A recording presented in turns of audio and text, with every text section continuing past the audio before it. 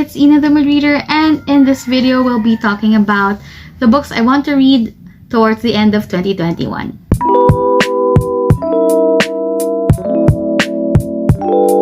So you probably know it's almost the end of the year and we still want to get some books into that reading challenge. I actually finished my reading challenge a few months back. My goal every year is 104 books, which translates to 2 books a week, and I think I'm already at 130 books, so I'm spoiling myself by choosing the books I want to read for the rest of the year without any pressure. And yeah, although it's a little lower than my number last 2020, I'm still hopeful and I'm still proud of myself for being able to conquer my reading slump, and now I'm back into reading again. The only problem now is to manage my time between work and how much I loved. I developed the habit of binge watching series instead of listening to audiobooks like I used to. But anyway, I'm still very excited. Earlier today I did a quick browse of my physical bookshelf to pick out some books I'm interested in. Admittedly, it was hard to narrow things down, but I'll also be doing my list of the books I have to read in 2022 that I already own. So, but that's for another video. Anyway, let's start with the books I'm excited to read. And yeah, the first one is a Korean Slaughter book. It's Pretty Girls. Since I started my YouTube channel, I've been collecting Korean Slaughter books. Right now, I think I have 6. And I always say that I'll read them, but I never had the chance to yet. I didn't know what to pick, but I think this was the most recommended Korean Slaughter book I've ever seen. It's been floating around suggestions, so I think I'll go with this. I know she's famous for being bold and graphic in her descriptions, and she has this sick type of plots. So I'm really excited. I mean, I think I need an action-packed book, a page-turner to get me going. So I'm going with Pretty Girls, and from that, I'll decide how to approach my next Korean Slaughter experience. But according to this, it's an extraordinary novel of love and loss, redemption and revenge. So yeah, sisters, strangers, survivors. So it's about Claire and Lydia. Claire, a glamorous trophy wife of an Atlanta millionaire, and Lydia, a single mother dating an ex-con struggling to make ends meet. Neither has recovered from the disappearance of their sister Julia 2 decades earlier, and the shocking murder of Claire's husband brings the horror and heartbreak of the past roaring back into their lives. So yeah, I'm very excited to read this one. It's been a while since I read a mass market-ish paperback. It's a little longer, but yeah, so there. The next book I read is a thrift store find. It's a romance. It's The Light We Lost by Jill Santipolo. This book has been sitting on my shelf for about 2 years now, if I'm not mistaken, and I didn't know why I bought it, but recently I was scrolling to some romance suggestions and I saw people recommending this book because it's a tearjerker. So I think it's time for me to read this one. It's a Reese's Book Club pick, and it says here from a blurb posted on or published on the New York Post, your new tearjerker has arrived. Fans of Me Before You and One Day will love/weep over this elegant novel. So, it says here, he was the first person to inspire her, to move her, to truly understand her. Was he meant to be the last? So it's about Lucy and Gabe, seniors at Columbia University. They met on a day that changes both of their lives forever. What follows is a 13-year odyssey of dreams, jealousies, and ultimately of love.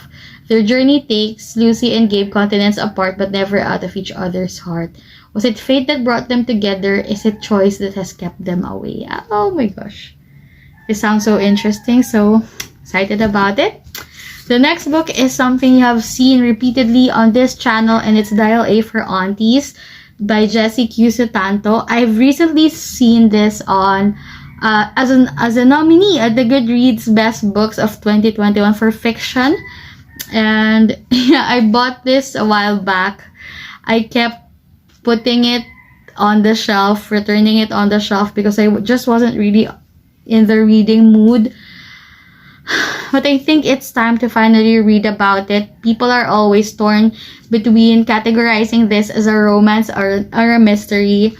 But yeah, I'm a fan of both, so I'm sure this would be up my alley, because it's always nice to read something Asian, something we can relate to. So very, very excited about this. Here's another book I've kept putting off, but people rave about. It's A Good Girl's Guide to Murder by Holly Jackson. This is a young adult thriller series about a murder and someone who doesn't believe the person accused deserves to pay for a crime they didn't commit.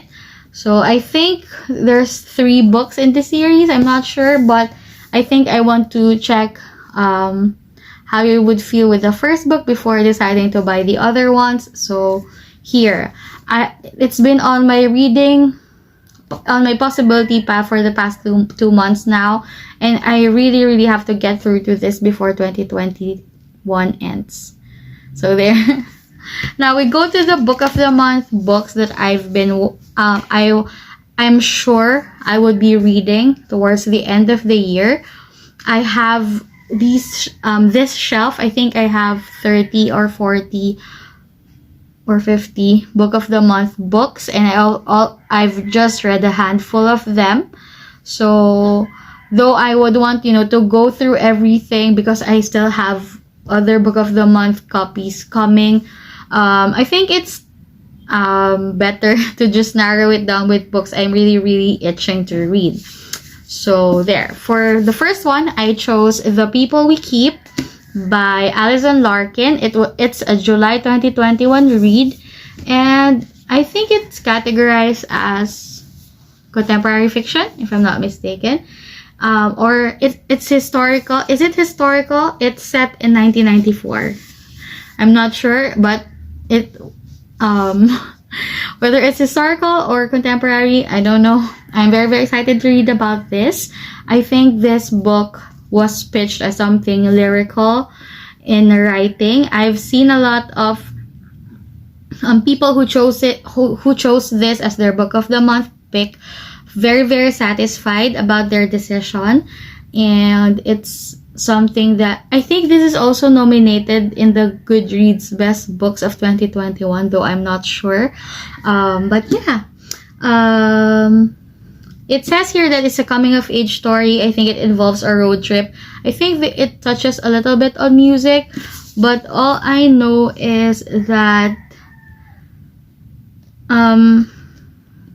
April, our main character, moves through the world meeting people who feel like home. She chronicles her life in the song she writes and discovers that where she came from doesn't dictate who she has to be. So it's lyrical, unflinching tale for anyone who's ever yearned for found family or grasped the profound beauty of choosing to belong. So there, very excited about this.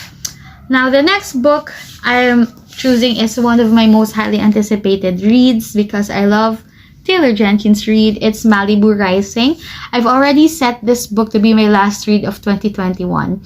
So as much as I wanted to read this, I'll be going on vacation at the end of the year, and this is the book I want to be with me during that vacation, because it's blue, it's set in Malibu, and I'll also be spending time at the beach. So as much as I've been anticipating this, I'm leaving it to be like to end 2021 with a bang. I'll have Malibu Rising with me. It's also a historical fiction.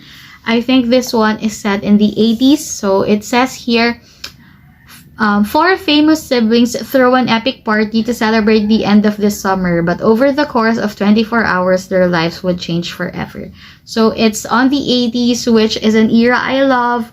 It's the era where my parents grew up and met and dated, so it's going to be It's their favorite era. They love looking back on it. So it's going to be nice to read books set in the 80s. So I don't want to learn more about this aside from that simple line. So yeah, this is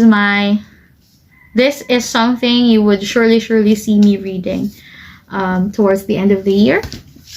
The next book is another book I kept putting off, and it's 56 Days by Catherine Ryan Howard. This is a thriller. I've promised I'll read but haven't read yet, so oops. It's about it's a thriller set in quarantine, in COVID, something we're all familiar with. And in this book, it says here, no one even knew they were together. Now one of them is dead. So it's about two people who just recently started dating, decided to quarantine together, and then one of them ended up dead. So here we find out who really did it, what happened, and all of that. So yeah, and then I have here one of my most anticipated reads for 2021, and something I've been putting off as well reading because I really have high hopes about this, and it's Razorblade Tears, another pick for Goodreads Best Books of 2021. It's a thriller mystery by S.A. Cosby, and it's about a black father, a white father, two dead sons, a quest for revenge and redemption. Gabby Reeds loved it, so I trust her taste, and I'm very excited to read this. According to her thoughts, I think this is one with discussing a lot of themes about race, about sexuality and gender, about acceptance, about family and grief and all of that. So I'm very excited about this one. The last two books are books I recently started but haven't continued yet because I started it last Saturday and then I became too busy to continue. It's featured on a vlog, so wait for the upload. But the first one is Not a Happy Family by Shari LaPena, also nominated on the Goodreads Best Books of 2021. It was an August 2021 pick, and right now I'm at